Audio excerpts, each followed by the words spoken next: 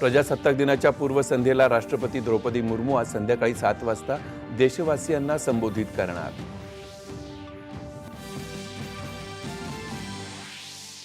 2026 या वर्षासाठीचे पद्म पुरस्कार जाहीर। 5 जणांना पद्मविभूषण, 13 पद्मभूषण आणि 113 जणांना पद्मश्री। महाराष्ट्रातल्या 15 जणांचा समावेश। पोलीस, अग्निशमन, गृहरक्षक दल आणि नागरिक संरक्षण आणि सुधारात्मक सेवांमधल्या 982 कर्मचाऱ्यांना शौर्य आणि सेवा पदक जाहीर। महाराष्ट्रातल्या 89 जणांचा समावेश। मतदार हाच लोकशाहीचा आत्मा, म्हणूनच मतदार होण्याचा उत्सव साजरा केल्यास मतदानाबद्दल जागरूकता वाढेल। पंतप्रधानांचं मन की बात कार्यक्रमात आवाहन।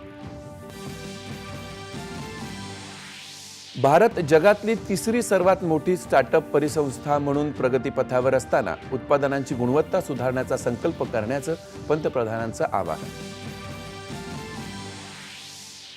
मतदान म्हणजे केवळ राजकीय अभिव्यक्ती नव्हे, तर निवडणुकीच्या लोकशाही प्रक्रियेवरच्या नागरिकांच्या विश्वासाचं प्रतिबिंब असल्याचं राष्ट्रपतींचं प्रतिपादन। राज्यातल्या 3,37,000 मेट्रिक टन तूर खरेदीला केंद्रीय कृषी मंत्र्यांची मंजुरी। शेतकऱ्यांना मिळणार थेट लाभ। शिखांचे 9वे गुरु श्री गुरु तेग बहादूर यांच्या 350व्या हौतात्म्य वर्षानिमित्त नांदेडमध्ये हिंद दी चादर या विशेष समागमाचं आयोजन। मुख्यमंत्री देवेंद्र फडणवीस यांची उपस्थिती।